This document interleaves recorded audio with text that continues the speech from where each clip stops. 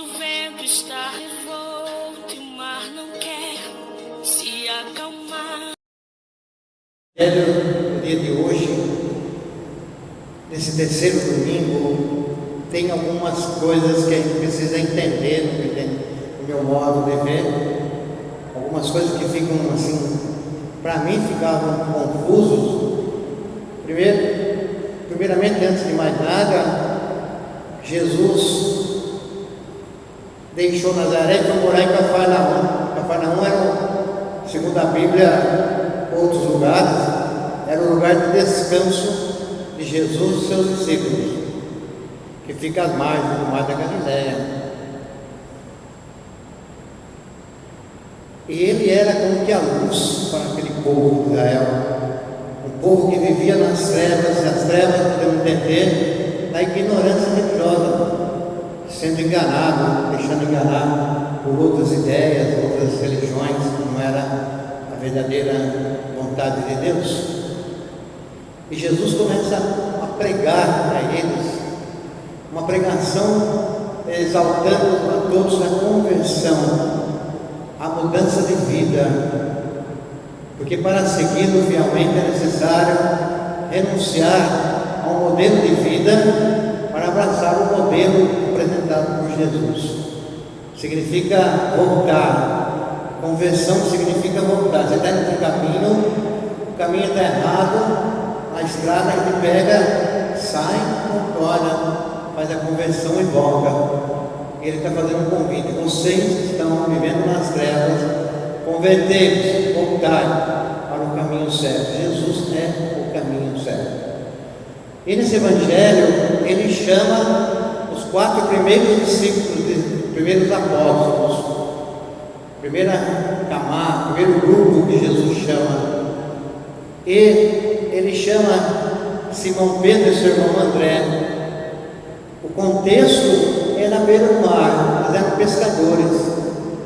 Farei de vós pescadores de homens, Jesus disse para eles.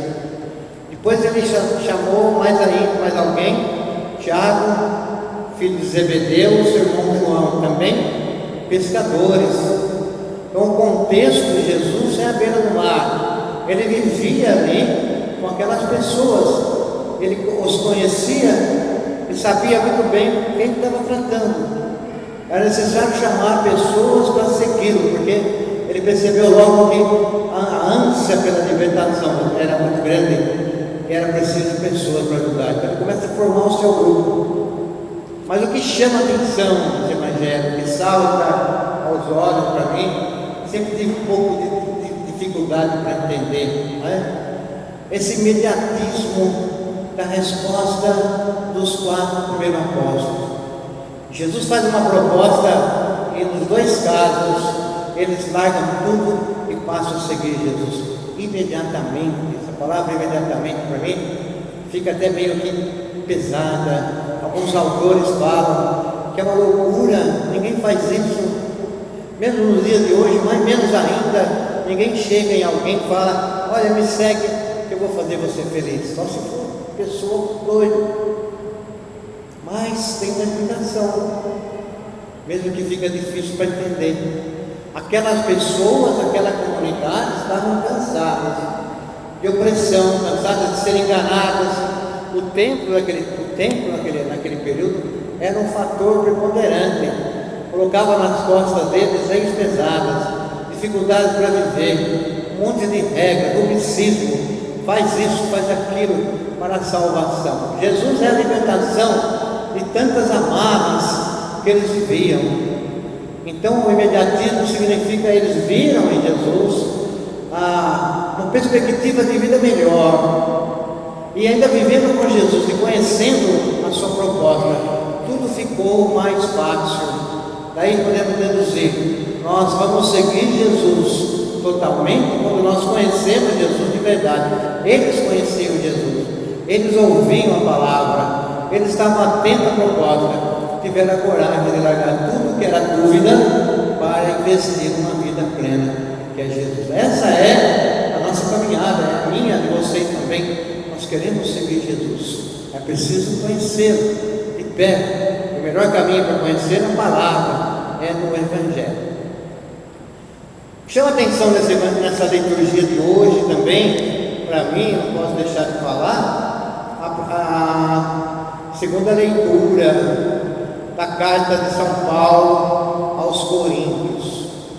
Paulo, ele fundou, ele escreveu provavelmente 14 cartas, todas as cartas direcionadas às comunidades que ele fundou na sua missão, aos Efésios, Tessalonicenses, 1ª e 2ª, aos Filipenses, 1ª e 2ª carta aos Coríntios, a Timóteo, a Tito.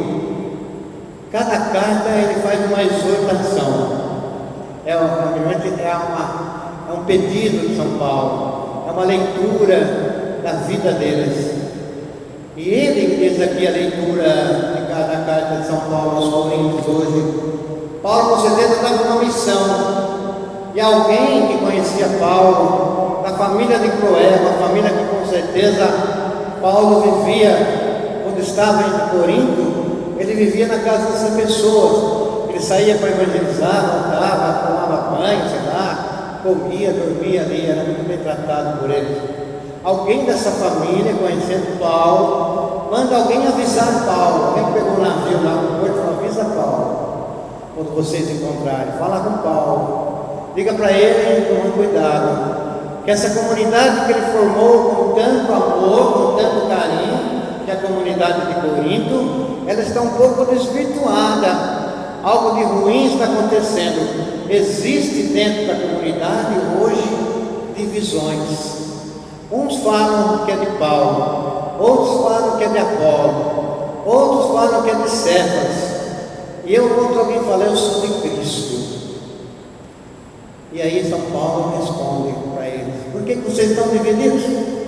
Será que Cristo está dividido? Ou a arrogância, a prepotência, ou o eu de vocês está dividido?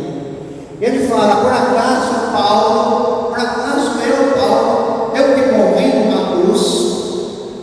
Não, foi Cristo. Então ninguém é de Paulo, ninguém é de Apolo, ninguém é de Cefas, todo mundo é de Cristo. Então não justifica nenhuma divisão na comunidade. Essa responsabilidade é a resposta mais bonita que eu vejo em São Paulo. Por acaso foram vocês que morreram na cruz para se gloriar tanto? Não. Foi eu, não, Apolo, não. Então é Cristo. Somos todos de Cristo. E Cristo não pode ser dividido. Uma comunidade cristã não pode se dar o luxo de se deixar dividir por ideologias, por ideias, por grupinhos. Isso é um perigo, porque está presente muitas vezes na nossa igreja, em outras igrejas de outras denominações, não só católicas, evangélicas, onde alguns grupos se acham realmente donos da verdade e impõem sobre os outros as suas ideias. Isso também estava dentro da cidade de Corinto. Corinto era uma cidade que no tempo de São Paulo tinha provavelmente 800.000 pessoas, uma cidade pequena, à beira do mar, uma cidade com 2 portos famosos, que quando começou tudo em Corinto tinha 200.000 pessoas, ainda era muita gente. Depois, com os portos, onde os navios atracavam, saíam navios, vinham gente tudo quanto é lá, Corinto começou a ter 800.000 pessoas. É muita gente, uma cidade pequenina. Eu estava vendo, Dracena tem 440 quilômetros quadrados, me parece. Dracena tem 440 quilômetros quadrados de terra, né, de limite. Corinto tinha 140. É um quarto da cidade de Dracena. Imagina dentro dessa cidade 800.000 pessoas. Era uma dissolução, era muitas ideologias, muita briga, muita discussão. Prostituição não devia ter muito, porque eram pessoas que atracavam, iam embora e procuravam prostitutas, eram roubos, pessoas trocando dinheiro, passando a perna no outro. Era uma cidade dissoluta mesmo, de verdade, ruim para viver. E claro, a comunidade cristã, quando não deveria se abrir a esses perigos, se abriu. Corinto tinha 16 problemas sérios dentro dela. Desde você falar irmão vivendo com uma irmã, por exemplo. Pessoas que comiam carnes consagradas aos ídolos. São Paulo teve muitos problemas naquela comunidade. Ele escreve a primeira carta, diz que ele escreveu a segunda, mas há dúvida se foi ele que escreveu a segunda.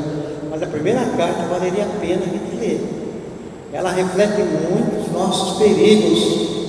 De repente, nas nossas comunidades, não abrimos os olhos, ficarmos atentos, nós podemos dividir a comunidade com ideias, ideologias, coisas que não levam à salvação, mas levam à perdição das pessoas. Vamos pensar, né? Bonito a liturgia de hoje, né? Primeira carta de Corinto, que nos chama